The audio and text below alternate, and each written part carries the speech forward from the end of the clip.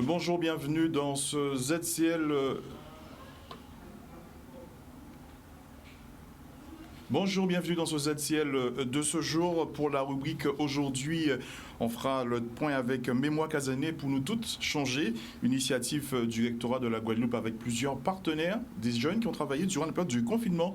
On verra le point avec eux. Et puis la rubrique de l'eau en toute sauce reviendra vers 13h. On fera le point la situation en Haïti. Et puis on va terminer avec la rubrique Amazon avec François Fouriment qui sera par téléphone. Dans l'actualité du jour, on reviendra sur la fin du conflit de la carrière de Goubert, une fin de conflit qui sera bénéfique pour le monde du BTP.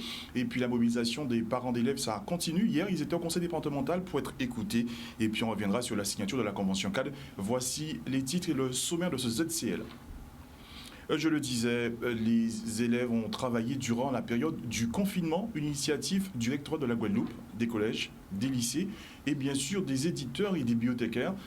Une initiative qui est intitulée Mémoire Casané pour nous toutes changer. Nous sommes avec nous au plateau Madame Livia Pekatus qui est enseignante au collège de Saint-François Macal, et puis nous avons Madame Muriel Mézinel qui est bibliothécaire qui est aussi avec nous sur le plateau, et puis nous avons Mademoiselle Desjardins Julrica, une collégienne qui est avec nous. Bonjour. Bonjour. On a envie de dire une initiative Mémoire Casané pour nous toutes changer.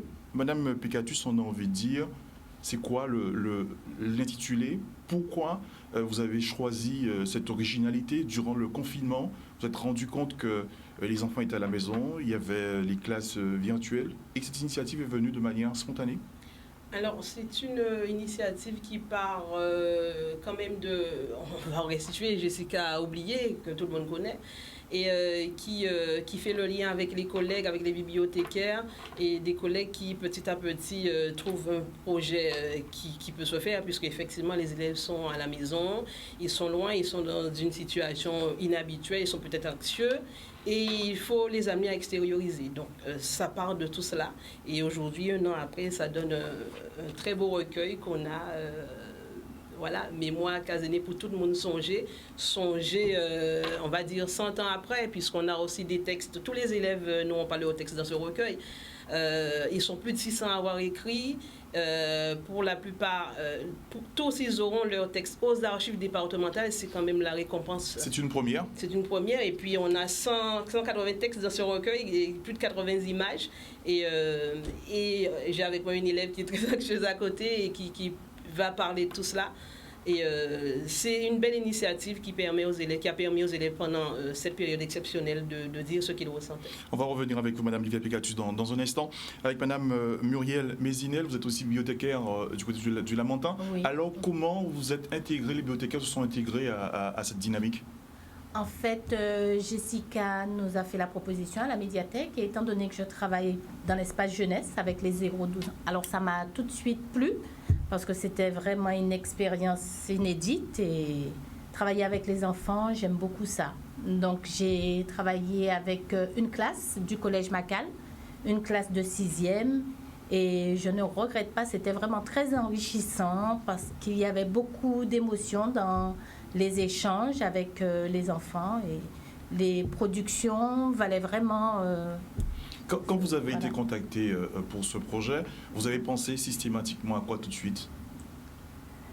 Eh bien, est-ce que vous avez imaginé qu'un an après, il y aurait eu ce manuel? Est-ce que la première idée...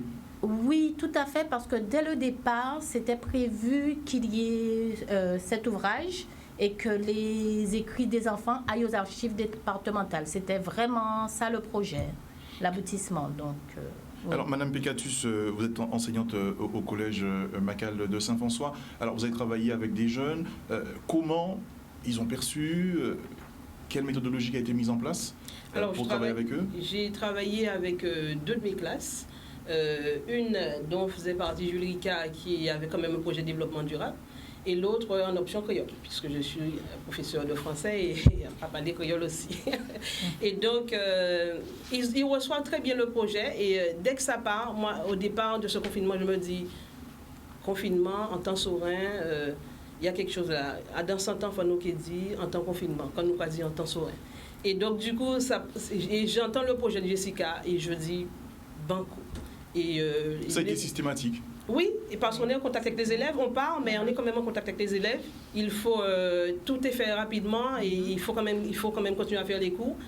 Et les contacts sont pris, qui veut écrire, qui veut parler de ce qu'on ressent, il y a des choses derrière, écrivez.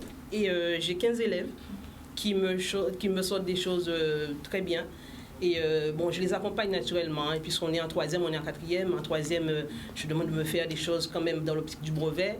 Et on allie quand même avec cette situation qui se pose. Le confinement, on est à distance. Et puis, les élèves écrivent vraiment selon les directives qu'ils reçoivent. Et ils renvoient, on corrige, on revoit un petit peu. Et ça donne cela aujourd'hui. Alors, on rappelle que cette initiative aussi, les lycéens ont participé à cette opération? Oui, ce sont tous les établissements de l'académie qui étaient quand même conviés, tous les enseignants qui avaient envie de le faire. Et du coup, on a une bonne quantité d'établissements, de collèges et de lycées. Et tous les élèves qui avaient envie de le faire, et comme je l'ai dit, 600 élèves quand même. 600 élèves. Les éditions Negmaron ont participé, les archives départementales, les bibliothèques de Trois-Rivières, du Lamentin, cette initiative, les auteurs aussi qui ont participé à cela, le collège de Gambo de Marie-Galante, le collège Nestor de Père-Kermadec, pour ne citer que cela. Madame Mézinel, en tant que bibliothécaire, certainement cette expérience restera pour vous inouïe, hein? Ah oui, c'est vraiment une expérience exceptionnelle et je n'oublierai jamais parce que, comme je le disais tout à l'heure, il y avait beaucoup d'émotions et c'est dommage parce que certains enfants ont beaucoup parlé et n'ont pas écrit. Donc, mais c'était agréable quand même de vivre cette expérience et je n'oublierai jamais. Je n'oublierai jamais ces échanges avec les enfants et parfois ils étaient très impatients de ces échanges.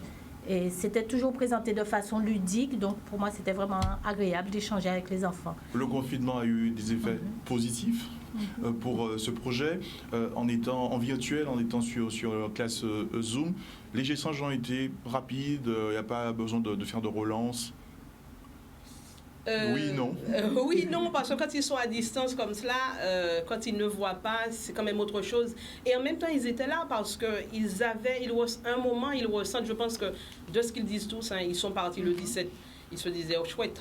Et puis quand ça commence à durer, voilà. Je dis, madame, là, ça devient trop long. Et on a des échanges quotidiens comme cela parce qu'ils ont envie quand même de revoir les amis. Ils ont envie de retourner dans l'établissement et ils ont envie de revoir quand même, je pense, les profs. Et ça dure 2 mois et puis après on ne sait pas si on revient, si on ne revient pas.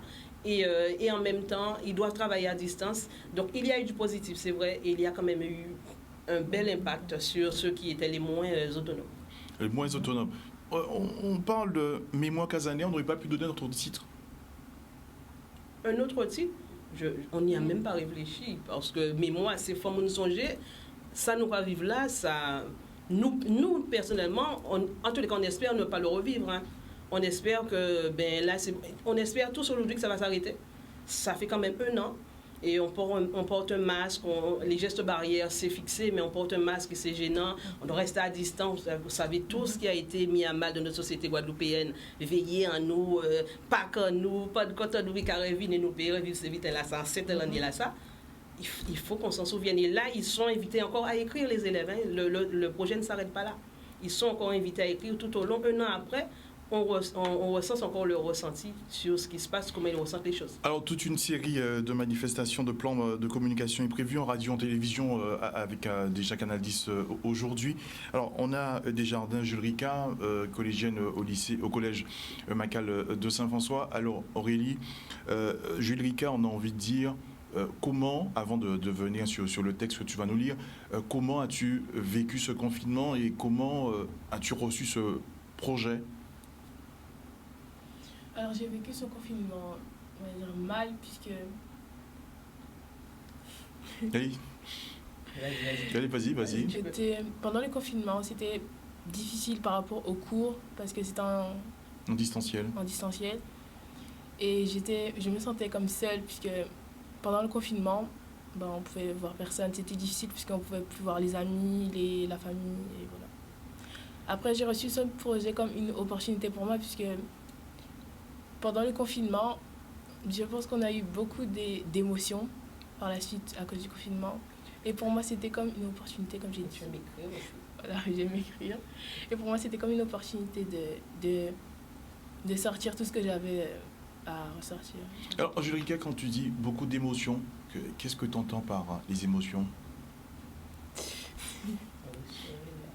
Moi, j'ai vécu beaucoup de stress par rapport au cours quand même, puisque c'était vraiment difficile. Et... Un an après, quand on fait le bilan, on est mieux armé? Autonomie. Oui, quand même. Oui.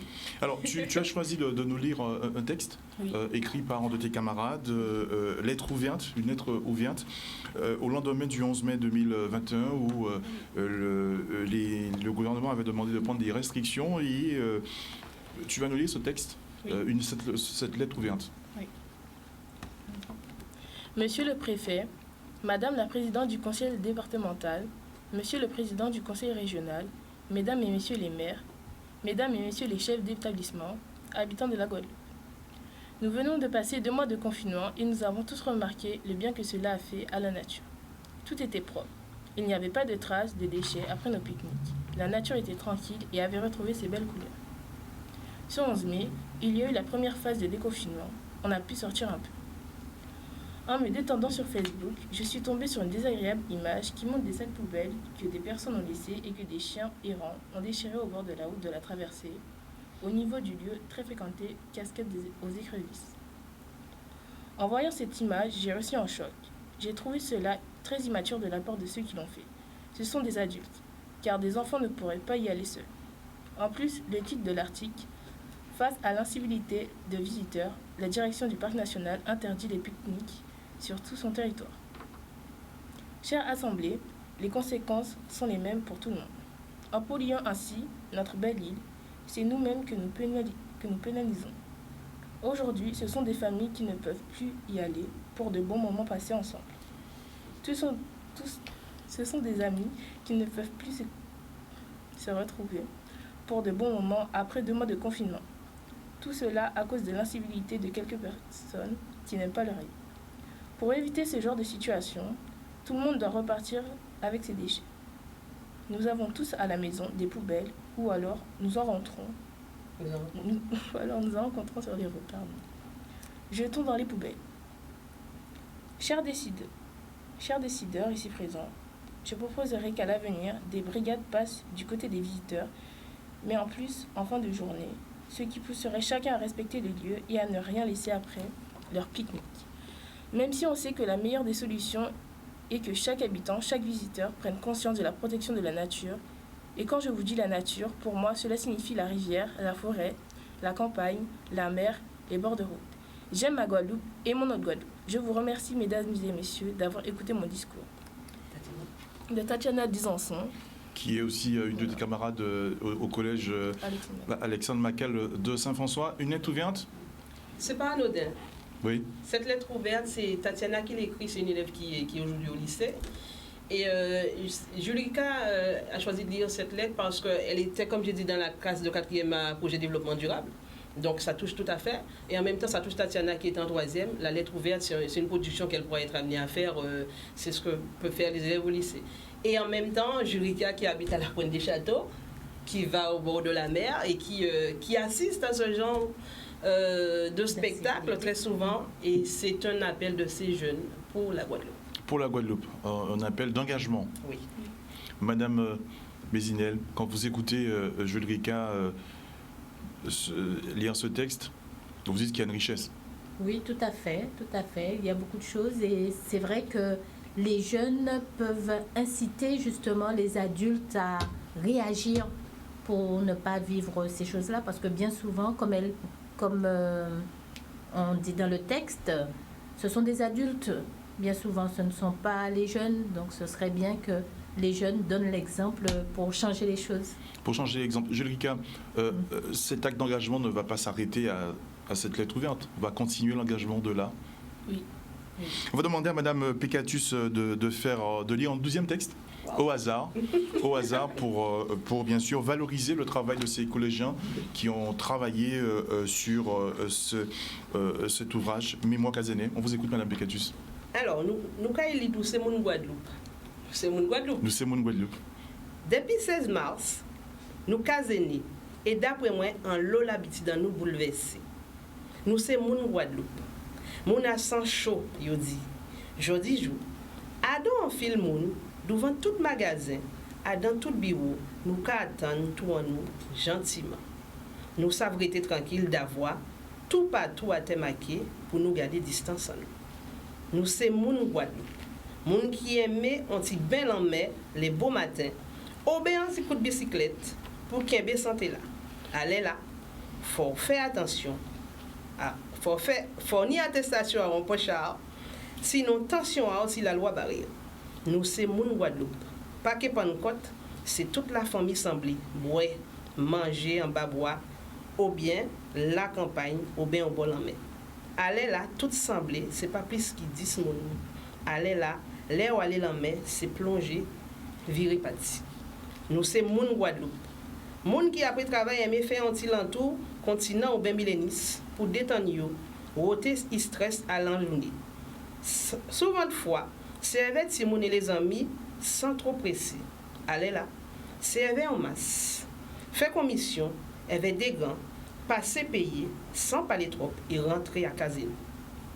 Attestation là, c'est pour inédit temps. Nous c'est moun Guadeloupe, moun qui solide, moun qui solidaire, toujours qu'à songer ça qui tout seul, grand-maman, grand-papa, ça qui l'hôpital et les proches. Nous c'est moun qui pas qu'à oublier non plus si les étudiants qui loin famille à yo, allait qu'il est, tout geste pour dire bonjour, moins aimé ou c'est moun à moins arrêté. C'est qu'à ou fait, qui j'en a derrière en masse et on check pour la jeunesse. Il est long, je continue. On peut continuer très rapidement. Nous sommes moun Guadeloupe. En le monde t'es oublié qu'il a nati. Allez là, Kazenage là met tout le monde cisé pour garder alentour, réécouter et apprécier ça qui a passé en l'alirondage là, en zozio, en vonvon, ou bien en papillon volé. Nous c'est moun Guadeloupe. Moun qui ni l'habitude à dire au voix, soutien une famille là, balamor, ça a été mandé en boléro, en ticadri, zouk, compas, reggae, ou bien en bel coup de cas. Moun qui te ça kembe toute la nuit avait en belle les roses, en bon soupe, en petit pain, on dirait mourir, sans oublier rhum là. Pour ça qui était en bon Dieu, c'était bayo en belle prière. Allez qu'il est, pas ni ça encore. Et si aurait été trappé virus là, c'est terréo, sans pont famille, sans pont amis, c'est au plus 20 moun. Nous c'est moun Guadeloupe. Moun qui aimait anti les roses, on frappé la main, on boule la gueule. Moun qui aimait prend anti la goutte les mardis soir, pas côté Saint-François, les samedis matin devant la poste moule.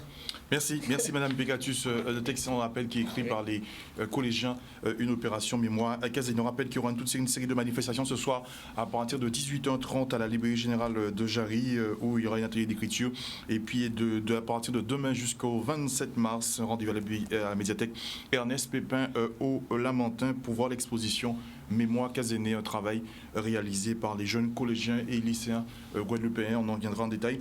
Et en fin d'édition, fin de cette CL, on va recevoir Christopher Orella alias Yahi qui va nous lire un second texte. On observe la première pause publicitaire de ce ZCL et on se retrouve pour la suite.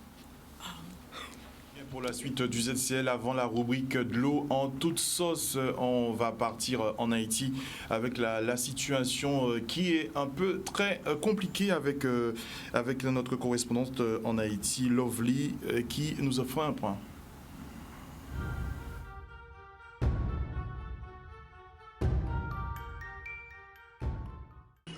Bonjour Danick.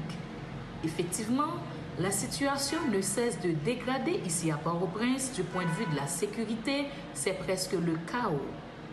Et ces derniers jours, avec la recrudescence de l'insécurité, notamment avec le phénomène du kidnapping qui affecte la classe moyenne. Il faut aussi souligner que depuis près de 3 ans, l'insécurité est devenue quotidienne, particulièrement au niveau de la 3e circonscription de Port-au-Prince, à l'entrée sud de la capitale, non loin du palais présidentiel. En effet, depuis quelques mois, des gangs armés se sont fédérés et font régner la terreur. Maintenant, parlons de cette info qui fait la une de l'actualité depuis vendredi 12 mars dernier, où une opération policière s'est transformée en drame à Village-de-Dieu. Plusieurs entités spécialisées de la Police nationale d'Haïti, PNH, ont entamé ces derniers jours des opérations musclées en direction du gang au Village-de-Dieu, fief de ce groupe armé dénommé 5 secondes, dirigé par un certain Iso. Il y a eu un violent affrontement armé et plusieurs policiers ont été blessés, 5 agents faisant partie respectivement des unités SWAT et de la brigade d'opération et d'intervention départementale Boyd ont été tués par des bandits de ce gang. De plus, comble de l'horreur, des vidéos tournent en boucle sur les réseaux sociaux montrant une partie de l'opération policière et les corps sans vie des agents de la PNH gisant dans leur sang. Les bandits ont profité pour emporter les armes automatiques, les munitions des forces de l'ordre et aussi creuser un cratère sur la chaussée pour faire tomber les policiers dans une embuscade. En somme, ces bandits lourdement armés sèment la terreur sous le regard impuissant des autorités judiciaires et policières haïtiennes. Et face à tout cela, la question qui se pose, la PNH est-elle suffisamment équipée pour faire face aux assauts répétés de ces criminels? Parlons du bilan partiel mais non officiel de cette opération policière qui fait état de 8 autres policiers blessés, dont 3 grièvement touchés par balle. Au moins 2 blindés ont été incendiés, un char blindé de la police saisi avec un fusil M60, une mitrailleuse Negev et d'autres munitions. La direction de la Police nationale d'Haïti, de son côté, n'arrive pas à communiquer réellement sur ce qui s'est produit.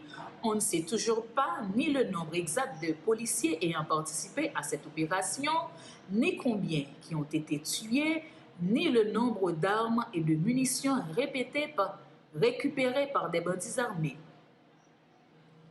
Le gouvernement actuel a décrété 3 journées de deuil national pour les policiers tués et dont les cadavres ont été souillés par des bandits armés. La mort des policiers a provoqué beaucoup d'indignation et de révolte chez les Haïtiens. De nombreux messages de solidarité circulent sur les réseaux sociaux par des internautes. Une campagne de sensibilisation pour interpeller la communauté internationale en général sur la situation actuelle du pays a été lancée. Avec un hashtag Free Haiti où les citoyens internautes exigent une maîtrise de la situation. Plus d'un se demande, le gouvernement de Jovenel Moïse en a-t-il vraiment les moyens et la volonté? C'est la grosse question en Haïti. Et pour finir, je dois signaler également des mouvements de protestation spontanés dans plusieurs quartiers de la commune de Delma où des pneus enflammés sont érigés sur la chaussée, ce qui a paralysé la circulation routière. C'était Lovely Stanley Numa depuis Port-au-Prince, Haïti pour ZCL News.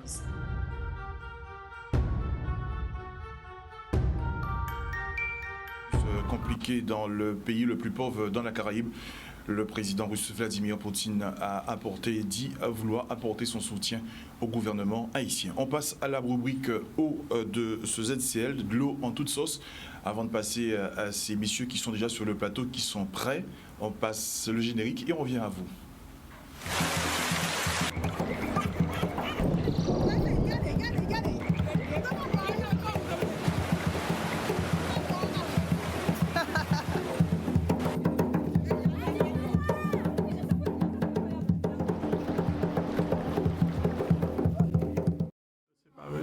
Bonjour Jacques, bonjour Isma. Le débat a démarré déjà?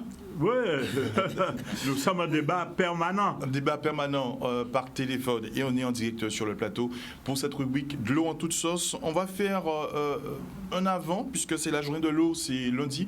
La journée internationale de l'eau, c'est lundi 22 mars. Les tours d'eau de plus en plus fréquents en Guadeloupe, le SMO toujours pas opérationnel.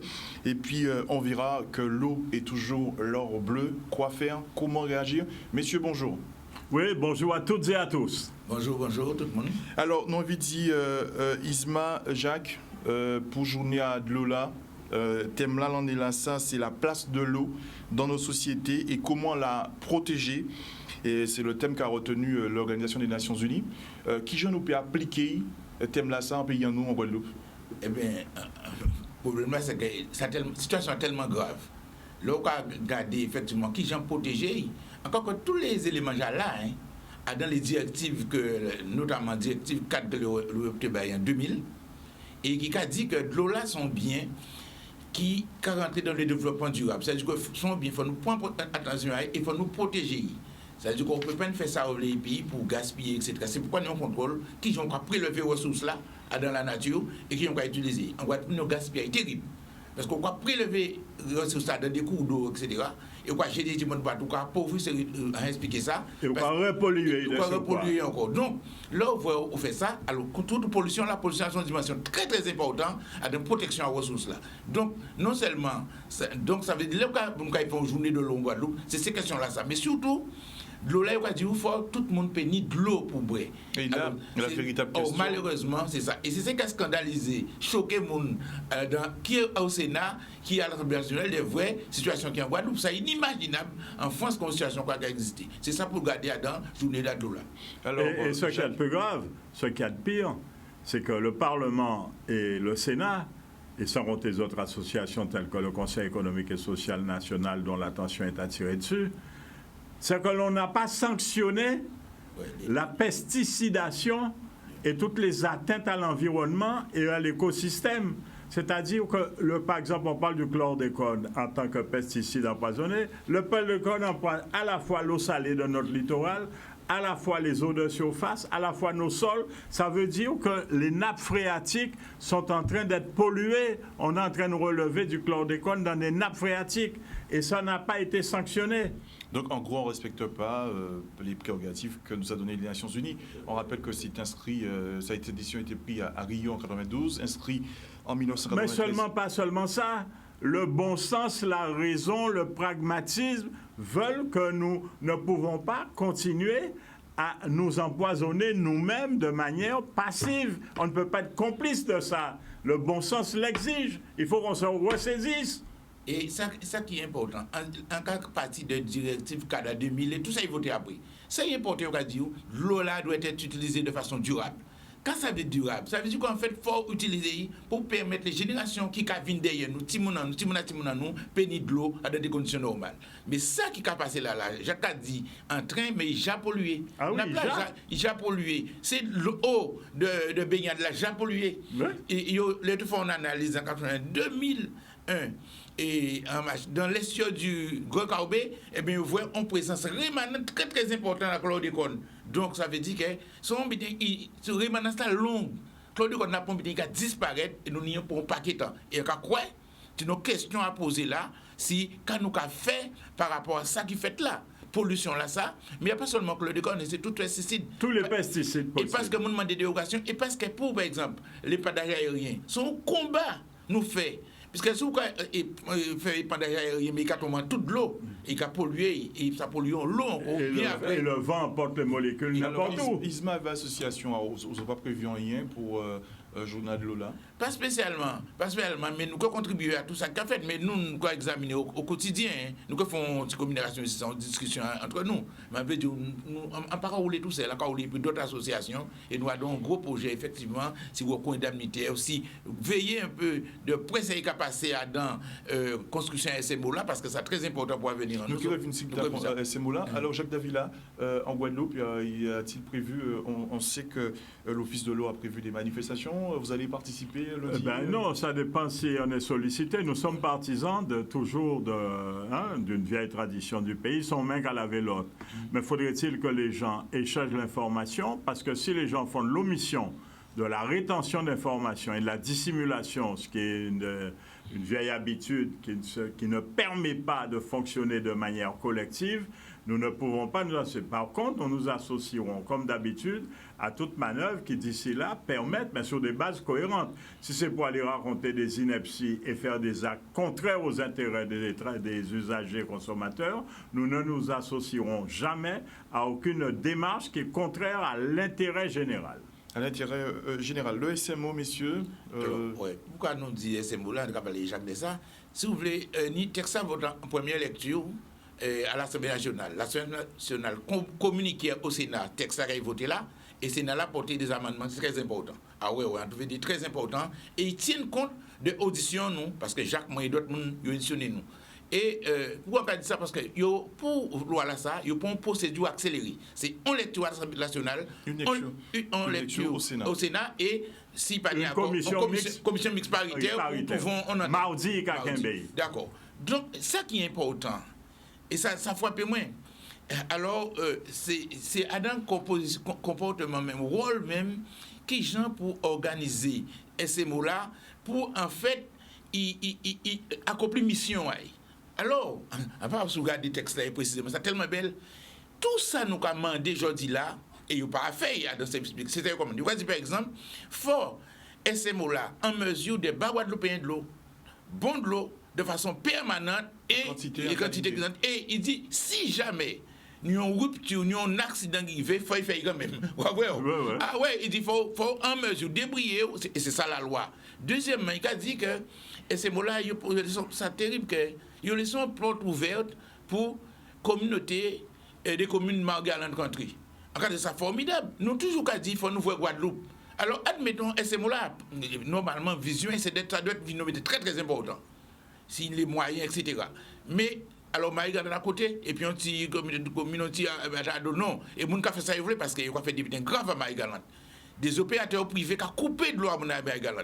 Et ils demandent à faire une intervention pour te dire, nous allons descendre si on ne peut pas remettre de l'eau à moun là, on est handicapé. Donc, il y a une autre vidéo qui a dit commission de surveillance, parce que ça a été comme de surveillance, c'est très important. C'est-à-dire que nous ne pouvons pas comprendre, ça dérive en de l'eau là, c'est parce que les élus, et c'est mon qui a dit, je l'ai fait, ça y ouvre, pas ni transparence, les usagers. À présent, il y a excuse-moi, ils ont laissé faire, parce qu'ils sont en incapacité de faire par eux-mêmes. Absolument, mais oui, mais... Ils ne contrôlent pas ceux qui font à leur place, c'est pas normal. Avec le SMO, les choses devraient s'améliorer. Théoriquement, mais la loi... Vous y croyez fortement? Non, attends, c'est ce que je te dis, c'est que la loi là qui vote là, ils proposent un bitin. Ils disent par exemple, nous avons une commission de surveillance, et à des commissions de surveillance là, il faut les associations d'usagers qui représentent au moins 50%. Vous comprenez? Donc il y aura un jeu égal. Au moins 50%, alors que dans une commission consultative, c'est public à peu près, même au lait, quoi, je vois dans machin là, il y a 9 élus et 2 et représente deux âgés. Alors, on dit à Sénat là, on dit pas comment commencer élu là. Zoja, responsable du conseil syndical là, et c'est eux qui contrôlent les autres eux-mêmes. Est-ce que vous comprenez? Donc, c'est ça le problème là. Nous avons l'autre député intéressant qu'on va proposer, et qu'on pense qu'il y a garder, parce que nous avons une commission paritaire, on peut espérer que la commission paritaire là peut tirer les avancées importantes que le Sénat a fait, et qui permettre les usagers de nous contrôle réel si ça est passé.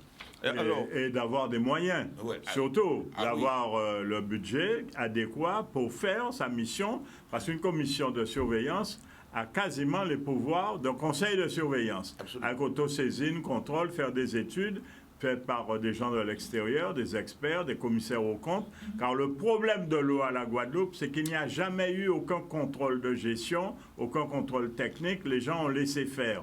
Et si bien qu'on est resté 4 ans sans faire de facture émise, sans que personne ne dise quoi que ce soit, et pourtant, on payait le délégataire chaque année. C'est pas normal, ça ne doit plus se reproduire.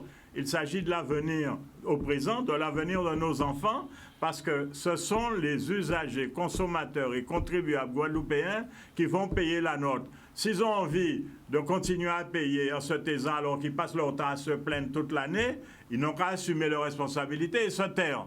Si ce n'est pas le cas, ils doivent user de leurs prérogatives de citoyens adultes et responsables et faire ce qu'il y a lieu de faire pour que cesse cette situation qui ne doit pas perdurer. Et dans ce volet, Isma, l'assainissement sera aussi... Ah oui, c'est indécent. Nous ne pouvons pas parler d'eau potable, monsieur. Si on ne parle pas d'assainissement, l'assainissement est la suite logique de l'eau en amont. Absolument. Et elle est pire que l'eau potable. La situation en Guadeloupe, c'est la pire, et puis mauvais. Il y a une prise de désagrément. Parce que nous utilisons de l'eau, mais l'eau là, ça vient puis usée, il faut traiter. On ne peut pas laisser dans la nature. C'est là, il est mauvais. Donc, et c'est moi-là qui est chargé de ça. Et qui est chargé de d'autres butins encore, de traiter et gestion les eaux fluviales, gestion la question des incendies, les inondations. Tout ça, c'est qu'on grosse structure en réalité en termes de compétences, une compétence énorme. Il y a une compétence que le Conseil général tenait et qui a assumé. Mais ça nous dit, quand on revient si la commission de surveillance là, que Jacques a évoqué là, ah oui, il faut absolument qu'il y ait un budget autonome. Sinon c'est Jésus qui a fait. Et puis non. Ben oui. Est-ce qu'on organise comme ça, sinon qu'est-ce qu'on peut faire? Il faut savoir, vu le retard que nous avons, de par le laxisme, l'incurie, l'impéritie, si ne pas dire l'incompétence, il existe un programme national qui s'appelle OBEPIN, pour la détection dans les eaux usées du Covid. Eh bien, OBEPIN, jusqu'à maintenant, ne s'est pas encore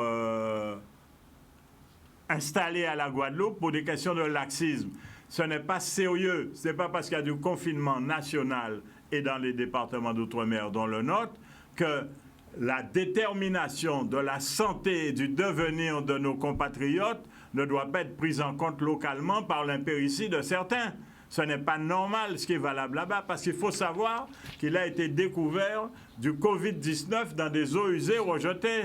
On est en train de rejeter, et comme disait Esmar tout à l'heure, je rappelle que depuis 8 jours, nous savons qu'il y a 15 plages de plus qui sont contaminées de par l'année dernière, et sans compter qu'actuellement, la station de Pointe-à-Donne fonctionne mal, elle rejette dans le petit cul-de-sac marin, qui rejette par effet de chasse dans le grand cul-de-sac. Donc il y a une pollution organisée et les stations d'épuration sont de plus en plus inefficientes, rejettent dans le petit cul-de-sac, dans le grand cul-de-sac, et l'État a entamé des mesures et très bientôt il y aura des mesures de rétorsion, voire judiciaires, qui seront prononcées à l'encontre de certaines communes qui rejettent depuis des années de manière camouflée dans les rivières, dans les ravines, et dans le temps, notamment à la Boucan, à Sainte-Rose. Ah oui.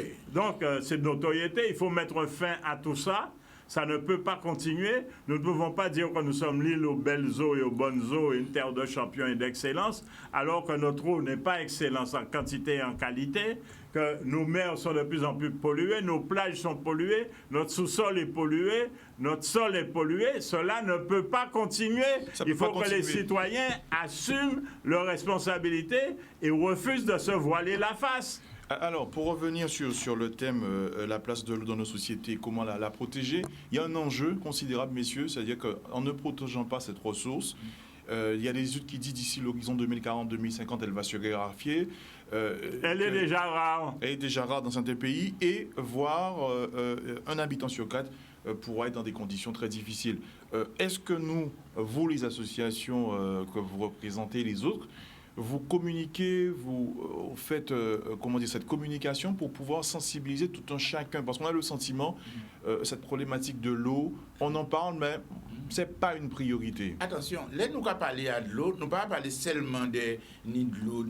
Déjà, nous avons question, il faut ni de l'eau à Gaza, il faut ni de l'eau potable, bon, mais nous allons parler de l'eau en termes de développement durable. Par exemple, en Belgique, je dis ça, on examiner toute dimension de l'eau là. Par exemple, dans l'association, nous avons débat de ça, qui ne peut pas gaspiller de l'eau. À Kazao, qui a dit à l'association, il dit, il fait propre installation, il a recueilli de l'eau là, puis il a traité, etc. Et l'institution a contrôlé, et l'eau là, pas au fait. C'est que nous, pour nous, apprendre à faire ça. C'est de l'eau, économiser de l'eau. Nous avons une situation privilégiée. Nous avons l'île quand même qui est en zone tropicale, il n'y a de l'eau. Parce que nous avons surpris. C'est une chance. Les signes des pays désertiques, par exemple, on a un climat qui vient, il y a désertifié dans le monde. Et au Brésil, il y a 5 ans, en région 5 ans, ça n'y de l'eau. Donc, mais nous on a de l'eau. Pour le moment, parce qu'on a de l'eau, il faut utiliser de l'eau là n'importe qui gens. Il faut, par exemple, traiter 76 millions de mètres cubes d'eau et on peut 46 millions. Encore quoi que nous avons un problème. C'est ça. Donc, son gaspillage, parce que là, on va prendre de l'eau là. C'est ça le problème là. Là, on va prendre de l'eau là dans la rivière, là, dans le cours d'eau là, il a fait là. On va appauvrir. Mais on va appauvrir parce que ni d'autres êtres vivants qui vivent dedans. Tout pas l'être humain seulement, il casse la terre, en fait. On va prendre et on va jeter, on va empêcher de vivre normalement parce qu'on va appauvrir la rivière là. Sans compter là, on va polluer. Comprenez donc, on a expliqué la pollution là, qui a l'emmène là, qui a détruit ces coraux là, ils sont grave d'être morts les coraux. Donc on veut dire qu'on toujours regarder global. Et question là qui est opposée à l'eau là, c'est vrai. Et comme Jacques a dit, si l'office de l'eau invite nous, propose des thèmes, nous là pour débattre. Mais c'est lundi, je recevoir invitation. Invitation. Non, non plus. Généralement, l'office de l'eau, quand vous invitez nous, on est pas invité. Alors, on va continuer, messieurs. Au niveau du jeune public, des scolaires, est-ce qu'on peut imaginer dans les mois, dans les années à venir, une sensibilisation? Tout à l'heure, vous avez vu une jeune Julika Dujardin faire un texte pour la préservation et le développement durable. Comment vous pouvez les associer à une thématique? Avec tous les moyens de communication adéquats, sur tous les réseaux sociaux, sur tous les moyens à notre disposition, ce que nous faisons d'ores et déjà. Et nous pensons que c'est un problème d'éducation des familles, éducation au sens le plus large du terme, parce que c'est le devenir de notre société qui est en jeu. Une société ne peut pas fonctionner sans eau. On peut se priver d'électricité, passer à la bougie ou au charbon de bois ou à tout ce qu'on veut, ou au morceau de bois tout simplement, mais aucune société ne peut vivre sans eau potable. C'est l'avenir qui est en jeu. Donc tout le monde, quelle que soit la génération, le milieu, la philosophie, est concerné par ce problème qui ne peut pas continuer, à être aussi déliquescent, ni surtout à s'aggraver. Il faut tous ensemble, son main à laver l'autre, se ressaisir, se réunir, se rassembler pour redresser et aller vers l'avenir, sans quoi, si nous n'avons pas d'eau, nous sommes condamnés. Une société qui ne se défend pas, qui ne réagit pas, et une société qui est condamnée à disparaître. Alors, on dit par exemple, dans la situation, nous avons parlé de ça, et Covid l'a gêné l'année passée, mais nous avons volonté de travailler en partenariat avec les écoles pour les petits. De l'eau, c'est la vie. Nous avons fait des vidéos pour ça, pour montrer comment ça fait, comment préserver, qui j'en ai. Parce que nous, souvent, c'est l'école là touchée par le manque d'eau, il faut faire mieux. Mais de l'eau, c'est la vie, et débattre, et puis c'est tout le monde là fait découvert de l'eau là. Comprenez, différents aspects de l'eau là. Où là est sorti le cycle de l'eau, par exemple, montrer le cycle de l'eau. Il y a un petit cycle et un grand cycle. Un grand cycle, petit cycle. Donc, montrer ça, faire des petits simples, mais on a fait des interventions comme ça dans d'autres domaines pour jeunes monde, et c'est passionnant. Donc, son projet, mais nous pouvons faire, en tant qu'association qui déclare que relié au manque de machin, nous payons partenaires avec les écoles, faire des concours pour ces gens là, vivre à la personne communale, au niveau du comité d'aglo là, nous pouvons. Mais enfin, l'idée là, et c'est des projets qui sont très intéressants. Les associations de l'eau, ils peuvent faire ça en partenariat avec les directeurs d'école et les inspecteurs là, nous pouvons faire ça. Alors, Jacques Davila, le mot de la fin avant de conclure. Eh bien, ensemble, tous, sans préjugés, sans prévention, il faut que tout le monde accepte de se rencontrer, d'échanger dans un échange-partage pour que cette journée soit une journée mémorable, qu'on s'en rappelle, afin que tous sachent que nous préparons l'avenir et ce n'est qu'ensemble que nous allons y arriver. L'avenir sera ce que nous en ferons dès aujourd'hui. Alors, Ismar Oguenin, le mot de la fin. Eh bien, nous avons dit que la situation n'est pas bonne. Nous avons compté quand même si la mobilisation pour les associations, tu as dit ça, quelle que soit la situation là, quand c'est usagé la rentrée dans l'association, et si nous mettons ensemble, peut-être nous pouvons être plus vite. Mais si vous parlez d'une association tout seul, on ne peut pas vous mettre tout seul parce que ça c'est très complexe. Connaître tous les textes, tous les surtout aussi envisager question à venir en nous. Il faut nous poigner en main. Nous avons fait tout le monde, nous ne pouvons pas aller sur une société en mauvais état, sans de l'eau bâtiment en nous. So, ça arrive nous là, et bien avant il n'y a pas de tenir. Encore quoi que c'est nous qui, ces générations-là, ça qui subissent, à part applaudir, comme c'est nous. Là, les fait petit, ça ne peut pas exister. Merci Isma. On va se donner rendez-vous vendredi prochain et on passe à l'actualité. La mobilisation des parents d'élèves pour le non-port du masque à l'école continue après le conseil régional et bien sûr l'espace régional. Et on demandait à la collectivité hier un entretien sur des images d'Olivier Félix et de Maxime Morel. Nous avons été très clairs dans notre demande. Nous voulons que tous les décideurs, ça veut dire préfets, rectrices, ARS, départements, régions, se réunissent autour d'une table et nous écoutent. Tel n'est pas le cas. Donc nous avons fait le conseil régional. Aujourd'hui, nous sommes au département et nous sollicitons un rendez-vous avec les acteurs qui dirigent ce pays. Tant que nous n'aurons pas cette réunion, nous serons mobilisés sur le terrain. Les députés, j'ai vu, j'ai pris lecture de cet article disant que les députés se rallient à la cause, mais nous ne sommes pas informés. Aucun député ne s'est rapproché de nous, ce serait-ce que pour entendre nos doléances, nous accompagner. Donc, est-ce que c'est du virtuel? Je ne sais pas. Mais en tous les cas, jusqu'à aujourd'hui, nous n'avons pas eu, ce serait-ce qu'un appel de quel que soit le député. La plupart des parents ont besoin d'aller travailler et ils savent qu'effectivement, par rapport à ce que la rectrice a écrit, que si les enfants n'ont pas de masque, donc les directeurs n'ont pas le droit de les recevoir. Donc ces parents, j'ai envie de dire, pour une tranquillité d'esprit, sont obligés de donner aux enfants le masque, alors qu'eux, ils ne le veulent pas concrètement. Mais ils sont obligés. Donc les 97%, il faudrait les revoir. Je crois que cette rectrice, elle a un problème avec les chiffres. Parce qu'au départ, elle nous a dit 10%. Maintenant, elle est descendue à 3%. Enfin, c'est dans le même profil, dans le même schéma que l'ARS. C'est toujours des chiffres, mais des chiffres qui ne sont pas parlants. Des chiffres qui sont ou inventés, ou grossis quand il faut, quand ça va dans leur sens, ou minimisés quand ça va dans le sens de la population. Aujourd'hui, nous avons besoin de cette dame, justement qu'elle vienne le dire en face de nous.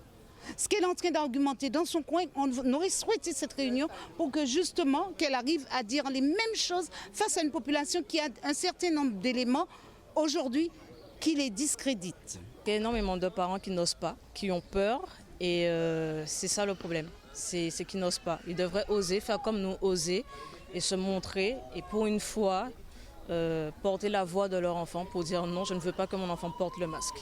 La mobilisation qui continue, on observe une page publicitaire et on revient pour la suite du ZCL. On continue et on se retrouve pour la suite du ZCL, toujours avec Mémoire Kazené. Notre invité est arrivé. Christopher Orella alias Yali est arrivé. Il a travaillé sur ce projet, il a tenu à faire le déplacement malgré les embouteillages. Alors, on rappelle, tu es au lycée Jean-Villeray en classe de prépa. Oui, tu as travaillé aussi sur ce projet. Comment tu as accepté ce projet ? Comment j'ai travaillé sur ce projet ? Ça a été assez difficile puisqu'on n'avait pas les matériaux nécessaires. Je ne suis pas allé dans un studio. Je l'ai fait par WhatsApp avec mes professeurs, avec ma prof de culture générale Lovely Hotvass et un prof de physique-chimie qui est à Gervais-Riach qui s'appelle Franz Durizo. Alors, vous avez été nombreux à participer. Avant toi, tout à l'heure, il y a le Jules Ricard du jardin du collège Macal de Saint-François qui nous a lu son texte. Madame Pécatus qui nous a lu un texte très engagé. Nous, c'est Guadeloupéens. Alors, toi, tu nous proposes une chanson ? Oui, c'est ça, une chanson. Pourquoi une chanson, pas un texte ? Alors, c'était pas forcément pour être original, c'est parce que c'est ce qui m'inspire le plus, c'est la musique. Donc, ma prof m'a demandé de faire un poème et je me suis dit, pourquoi pas plutôt faire une chanson. Donc, vu que j'aime beaucoup écrire, je dirais que je suis parolier. Donc, elle a trouvé cette idée fantastique et on a travaillé sur la chanson. Voilà. Alors, la chanson va s'intituler ? Alors, ça s'appelle Conscience confinée. Nous racontez où ? D'accord. En moins d'une journée, hypothèse, tout est réalité. On finit par se mélanger. Nouvelle vie comme une naissance prématurée. Hey, hey, hey. Procrastination et ma faiblesse. Que dois-je faire? Est-ce que j'avance? Et ces idées qui viennent dans ma tête, tes illusions, tes intuitions, mes rêves me poussent à me dépasser. Il faut que je progresse sans me déplacer. J'aimerais tant pouvoir partir m'envoler, mais je reste confiné dans 30 mètres carrés. Que fera-t-on bien de moi dans 4 mois? Que fera-t-on bien de moi dans 6 mois? Qu'importe ce que décidera le gouvernement, je vais mettre ma conscience en déconfinement. Voilà. Ça a pris combien de temps de travail? Ça a pris, je dirais, 1 mois. Pour tout écrire, ça a pris 1 mois. L'intuition est venue tout naturellement ou il a fallu cogiter, chercher? Alors, je l'ai écrit en une soirée, je dirais.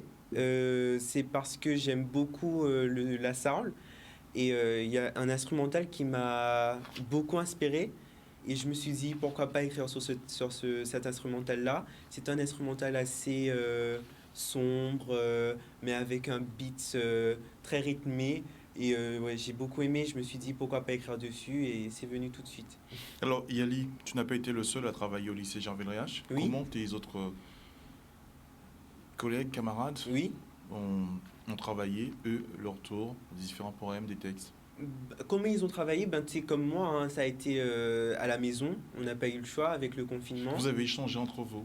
Non, du tout. Et ça a été une surprise puisque je les ai rencontrés au lycée dernièrement. C'était mercredi, je crois. Mercredi, il y avait une sorte de manifestation pour qu'on partage tous le projet qu'on a eu ensemble, en commun. Mais bon, on s'est pas vu du tout pendant le projet. Alors, cette chanson, elle sera Oui. à la médiathèque, elle sera Aux archives départementales. Oui, tout à fait. On pourra le consulter? Ben, j'espère, avec plaisir. Ça sera un plaisir, oui. Et même nos descendants pourront voir qu'est-ce que j'ai vécu et qu'est-ce que je pense beaucoup des Guadeloupéens ont vécu. Dans ton 30 mètres carrés, ça a été compliqué? Oui, et en étant étudiant, ça a été un peu compliqué. Après, la Guadeloupe, c'est une île magnifique, donc j'avais la nature, j'avais l'environnement guadeloupéen. Donc, c'était difficile, mais je sais qu'à Paris, je sais que en France, département, enfin bon, à l'Hexagone, c'est beaucoup plus compliqué. C'est beaucoup plus compliqué. Donc, c'est quand même une chance d'être Guadeloupéen et d'être étudiant. Madame Bécatus, le sourire aux lèvres? Oui. Ben, il a tout dit. C'est une chance d'être Guadeloupéen et d'être en Guadeloupe. On rappelle, ce bouquin, on va pouvoir le trouver où? On le retrouve déjà depuis, on a fêté la première année, depuis mercredi, il y a eu des manifestations dans les établissements, remises aux élèves qui ont participé. On le retrouve aussi en librairie, c'est sorti aux éditions Nègre-Marron avec Didier Manel. Et je pense les points lire, les librairies, on le retrouve. Il y aura un franc succès, on espère qu'il y aura un franc succès. Ben, on espère que nos compatriotes voudront lire et bien au-delà de la Guadeloupe vont lire ce que nos enfants de la Guadeloupe ont vécu. Merci à vous, merci Yali d'être venu jusqu'à nous. C'est normal, c'est un plaisir. Merci. Vous voulez rajouter quelque chose? Merci à mes professeurs d'avoir collaboré avec moi, de m'avoir fait confiance, d'avoir fait confiance en mon talent. Et je suis content aussi, merci à Jessica Oublié, merci à la production Nègre-Marron d'avoir collaboré avec nous, étudiants et élèves guadeloupéens. Merci à toi Yali. Et on reste sur le sujet, le Premier ministre Jean Castex et le ministre de la Santé Olivier Véran s'est exprimé hier. 15 départements français seront confinés. Sommes-nous prêts en Guadeloupe si nous sommes à nouveau confinés? Olivier Morel et Maxime se sont penchés sur la question. Si vous devez résumer le confinement en un mot, quel serait-il? Angoissant. Privation. Le confinement a été beaucoup de sacrifices, de privation. Tranquillement. Je me suis adaptée puisque je n'avais pas le choix. Rester à la maison, ce n'est pas quelque chose qui me dérange. Mais le problème est qu'on ne connaît pas l'après. On ne savait pas ce qu'il allait se passer. Le Premier ministre a annoncé que certains départements d'Île-de-France seront de nouveau confinés. Si la Guadeloupe venait être confinée, quelle serait votre réaction? Malheureusement, il faut prendre les choses comme elles sont. Hein. S'il faut freiner le virus, il faut malheureusement prendre les décisions qui s'imposent. Dès que ça ne va pas, les choses ne sont pas aux normes, on peut continuer. C'est pour le bien, c'est pour la santé, pour tout le monde. J'aurais vécu ça bien normalement, c'est pour le bien de la population. Donc quand il faut y aller, il faut y aller. Sacrifice, je dis sacrifice, c'est pas sacrifice, hein, vraiment. Mais si c'est pour le bien de notre population, je dis oui, confinement, oui. Moi, je veux le vivre tranquillement parce que les gens ne restent pas bien non plus. Il vaut mieux même avoir un confinement pour Pâques, justement. S'il faut le faire vraiment pour qu'on soit tranquille après, je crois que chacun doit faire un effort et le faire. Il faut faire avec, même si ça dérange quelque part, mais il faut faire avec. C'est pour le bien Donc c'est pour notre bien personnellement, donc on ne peut pas faire autrement. Donc il faut faire avec quoi. Ce serait exactement de la même façon pour moi parce que je pense que ça me donnerait plus de temps pour rester encore avec mes enfants, travailler sur des projets pour lesquels je n'ai pas forcément le temps parce que je travaille. Donc moi, c'est vraiment, j'essaie de mettre à partie ce temps en fait, de voir ça comme une opportunité pour faire autre chose finalement et de faire les choses que je n'ai pas le temps de faire quand on est en temps normal. Je pense de la même façon, mais avec un peu plus de frustration. Parce que selon moi, il y a autre chose à faire avant de confiner les gens comme ça, à tout va. Et on continue l'actualité, on reviendra en détail sur la signature qui s'est tenue hier entre l'État et Cap Excellence sur la convention Action Cœur de Ville qui a été suivie pour nous. Concrétiser et prolonger l'Action Cœur de Ville, qui est un programme que nous avions avec la ville des Abîmes et la ville de Pointe-à-Pitre.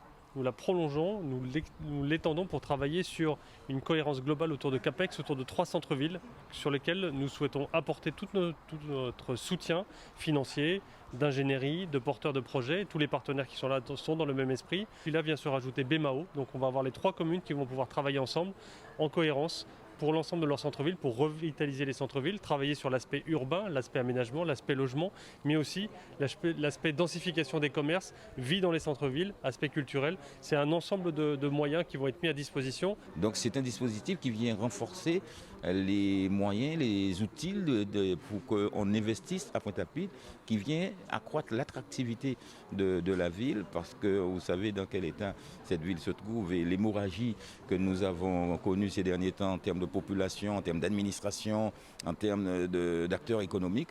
Donc le fait de savoir qu'il y a un dispositif conçu à l'échelle nationale et qui va permettre à plus de 100 investisseurs qui ont présenté des projets sur Pointe-à-Pitre, c'est sûr que ça ne peut faire que notre bonheur.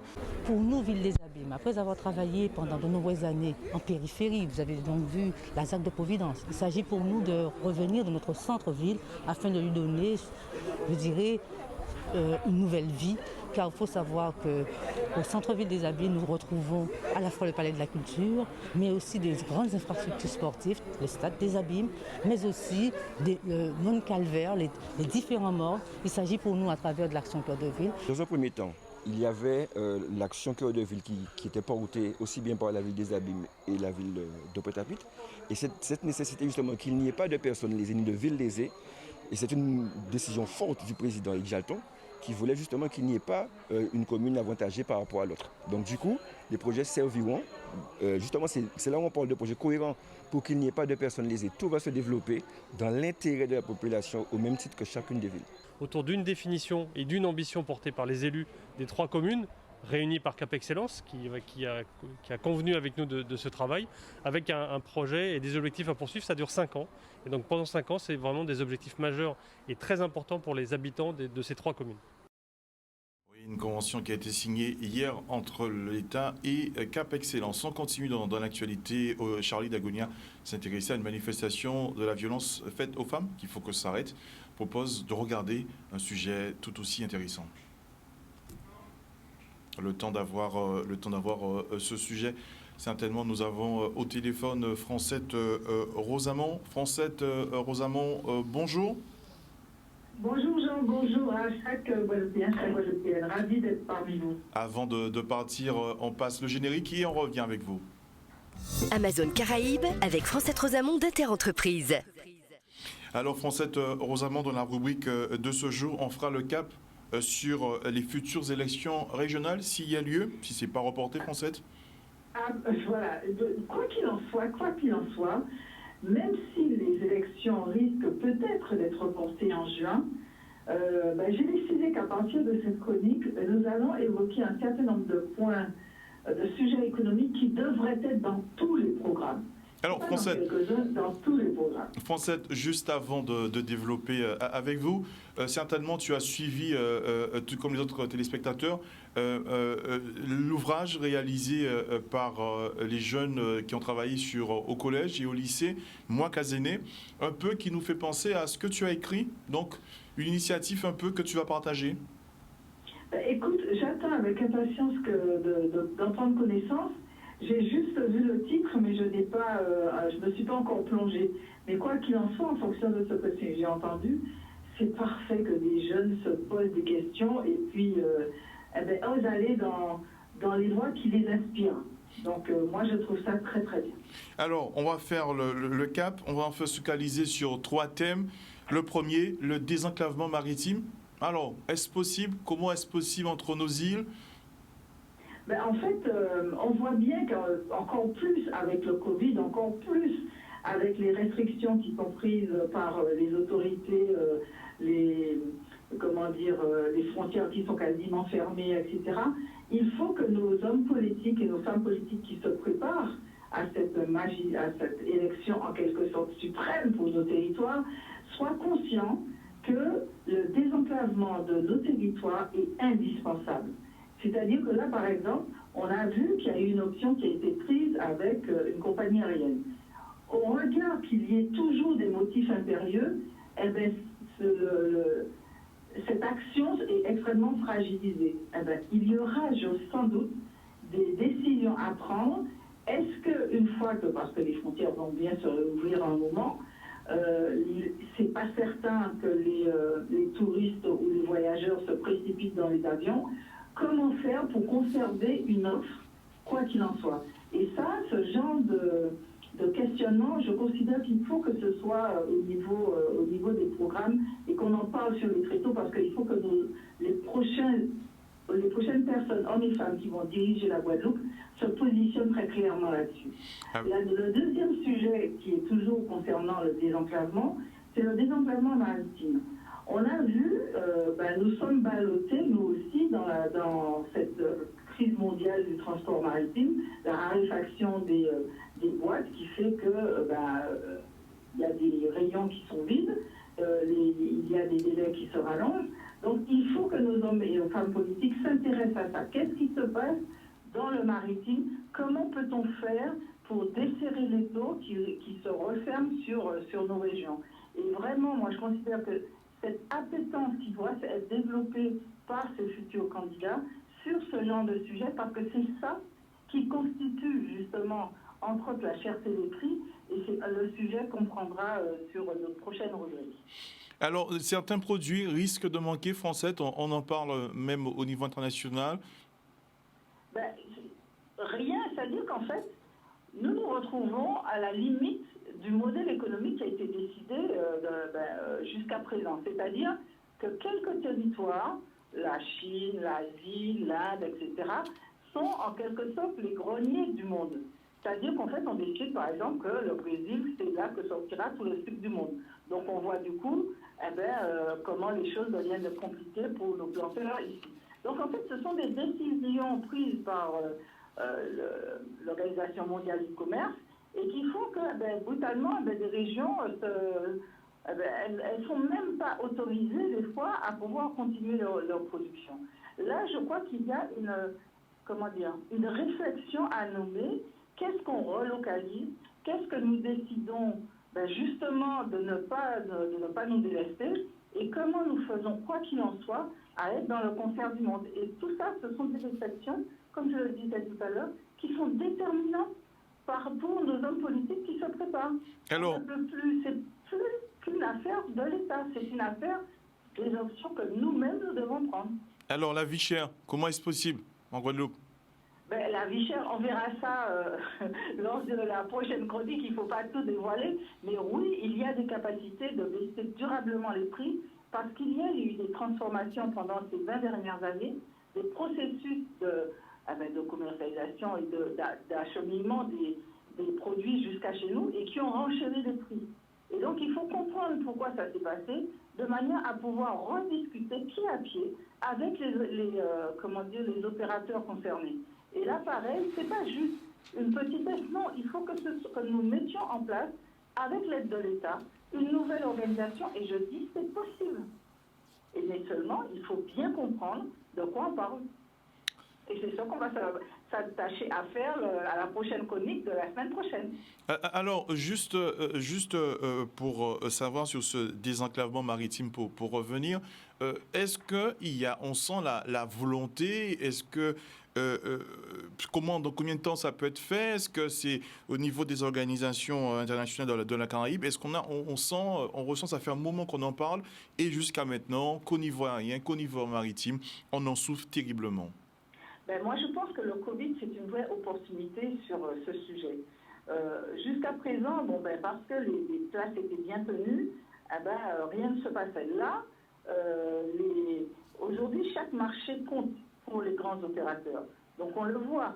Donc, maintenant, qu'est-ce qu'on fait? Nous sommes des marchés solvables. Comment fait-on avec le concours de l'État, parce que souvent, ce sont des accords nationaux, voire internationaux, comment fait-on avec l'État pour discuter avec ces opérateurs de manière à ce que les tarifs changent, ou de manière à ce que, par exemple, dans le maritime, qu'on développe des lignes qui soient plus en rapport avec nos besoins, mais tout en étant dans le concert mondial. Parce qu'il faut toujours garder en tête qu'il faut que tout ça garde une réalité économique. Mais nous avons la possibilité de changer à la condition qu'on comprenne bien comment ça fonctionne et qu'on fasse des propositions complètement structurées. Et ça, c'est possible. Merci à vous, Fonsette Rosamond, pour cette rubrique.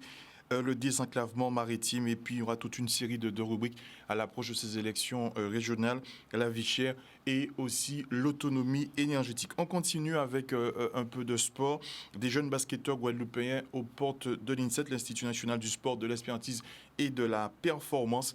Olivier Félix les a rencontrés au Grandon.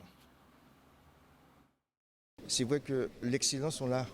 Maintenant, comme je dis souvent, on ne peut pas avoir l'excellence si on n'a pas l'apport des clubs. Et je tiens quand même un grand merci à tous les clubs qui font l'effort d'avoir des jeunes. Et les résultats sont là. On va prendre du temps, mais on va y arriver. Encore une fois, la zone Guy-Margois, Guadeloupe, Martinique, Guyane est bien représentée cette année au niveau de l'INSEP. Je me sens bien, mais je sais que c'est encore du travail à faire et que c'est pas fini. Ça me valorise un peu parmi les garçons. Je sais que je ne suis pas là pour rien et que je dois bosser. On me demande ce qu'il faut. Et à l'INSEP, on ne nous demande pas plus, c'est juste qu'il faut donner la bonne intensité. C'est une première pour la Guadeloupe, mais je crois que la zone, c'est pas la zone. Quand je prends la zone, on a l'habitude d'envoyer trois joueurs, mais là pour le département de la Guadeloupe, pour la Guadeloupe personnellement, c'est une première. Et surtout, c'est la première fois qu'une Guadeloupéenne rentre à l'INSEP. C'est-à-dire que ça va peut-être donner l'envie à d'autres aussi de faire le travail qu'il faut dans les clubs. Mais comme je dis souvent, dans les clubs, il nous faut les infrastructures pour que les clubs puissent travailler. Parce qu'au moment où les clubs font 2 entraînements par semaine, quand il ne pleut pas, en métropole, c'est 5 entraînements par semaine. On a signé effectivement une convention qui permet à la Ligue de m'interroger sur toutes les problématiques juridiques, quelles qu'elles soient, mais également de bénéficier d'un accompagnement personnalisé pour ceux qui intègrent des commissions liées au juridique, et notamment la commission disciplinaire. Dès ce soir, je vais faire une formation aux membres de la commission disciplinaire. Et enfin, c'est aussi l'accompagnement des sportifs et de leurs parents, puisque en premier lieu, ici, on a essentiellement des mineurs. Au niveau, il n'y a pas de passe-droit. Même si on a un passe-droit peut-être en Guadeloupe pour faire entrer un enfant XYZ, mais comme je sais et je le répète, au niveau du pôle, le recrutement est très bien fait. Le recrutement est très bien fait. Donc, au niveau du national, il n'y a pas de passe-droit. Si vous êtes bon, c'est bon. Mais les jeunes étaient vraiment bien préparés. Nous avons mis tous les ingrédients au niveau de la Ligue pour que ces enfants puissent être retenus au niveau du pôle. Pour cette jeune basketteuse qui va aller à l'INSEP, l'Institut du sport et de l'expertise de la performance. On va retrouver le sujet de lutte ensemble contre la violence. Charlie Dagonia était ce matin au Grandon, très rapidement. Ce qu'il faut savoir, ce sont des jeunes qui sont en terminale et dans le cadre de leur module de formation, ils ont, des modules de formation, il y a un en particulier pour lequel ils sont amenés à proposer un thème, proposer une thématique pour un projet. Et ils ont voulu sensibiliser les camarades, leurs camarades, sur la problématique des violences faites aux femmes. Et de fil en aiguille, ils ont donc pris contact, puisque dans le cadre de ce module, il est question aussi qu'ils puissent travailler avec un partenaire extérieur. Et dans ce cadre-là, ils ont donc pris contact avec l'association Annabella. Le monde qu'ils vivent, le monde quotidien, c'est un monde terrible où les vieilles valeurs de la supériorité masculine, les vieilles valeurs de la violence dans les rapports, même à l'intérieur de la famille, sont extrêmement présentes. Et voir que de leur propre démarche, ils choisissent de se sensibiliser eux-mêmes et de sensibiliser les autres, ça donne quand même un peu d'espoir sur ce que peut être la société guadeloupéenne dans un avenir relativement proche, l'avenir qu'ils représentent d'ailleurs, puisque ce sont les hommes et les femmes de demain. Et si justement on se contente de leur dire « faut pas faire ça, il faut faire ci » et que ce ne sont pas eux-mêmes qui prennent ça en main, je pense qu'ils vont vers des choses très difficiles. Alors avec les enfants, on a beaucoup parlé de cyberharcèlement, puisque par rapport à leur âge, c'est vrai que c'est surtout Internet, ils utilisent énormément Internet, donc on a beaucoup parlé de cyberharcèlement. Et c'est vrai qu'eux, ils ont un peu de mal à faire la différence entre ce qu'est le harcèlement et la plaisanterie en fait. Pour eux, taquiner quelqu'un, même si c'est régulièrement, ou même se moquer de cette personne, ce n'est pas du harcèlement. C'est justement, on s'amuse entre amis. Donc on a beaucoup parlé de cyberharcèlement, donc ils m'ont demandé quelle était la notion, comment expliquer ça, donc on a pas mal discuté. Et on a aussi parlé du corps. On sait que les jeunes ont un rapport avec leur corps qui malheureusement n'est pas toujours le bon, donc les photos dénudées sur les réseaux sociaux. Donc on a beaucoup également parlé de ça. Et leur principale question était ce qu'ils pouvaient justement encourir par rapport à la loi, est-ce qu'il y avait des peines de prison, des amendes, et donc on a pas mal parlé de cela. Et j'ai vraiment eu le sentiment qu'ils comprenaient qu'il fallait mettre une limite en fait dans l'amusement, dans les plaisanteries, dans le fait de taquiner leurs amis, qu'on bascule très facilement dans le cyberharcèlement en fait. Et on va terminer avec cette rubrique thème Mémoire Kazene pour nous toutes changer avec Yali qui va nous lire un dernier texte avant la fin de ce ZCL.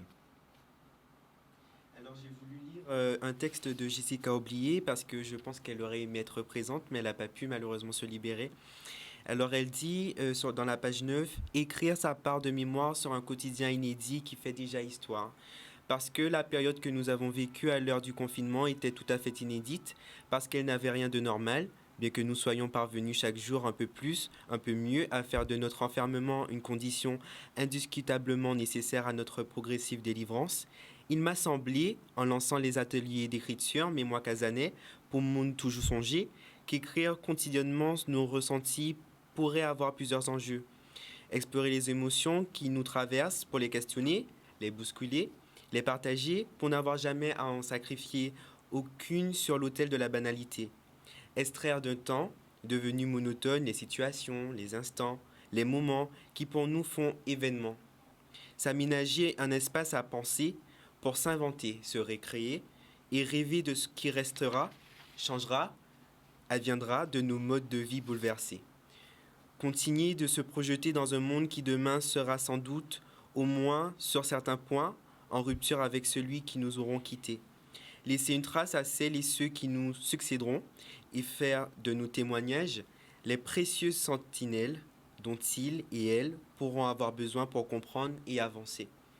Garder en mémoire, ne jamais oublier, prendre part active, en dépit de nos situations de confinés, à ce quotidien de genre nouveau et qui fait d'or et déjà histoire.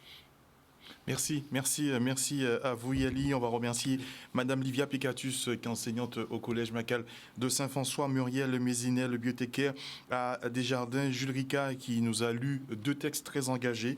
Et puis on va remercier bien sûr la rubrique de l'eau en toute sauce, Simon Ognin et Jacques Davila, qui ont participé fondamentalement sur la rubrique Amazon, la problématique du désenclavement numérique. Et puis on va se quitter sur ce texte de Denis Diderot qui disait « La mémoire, c'est la propriété qu'a le vivant de transcender le temps ».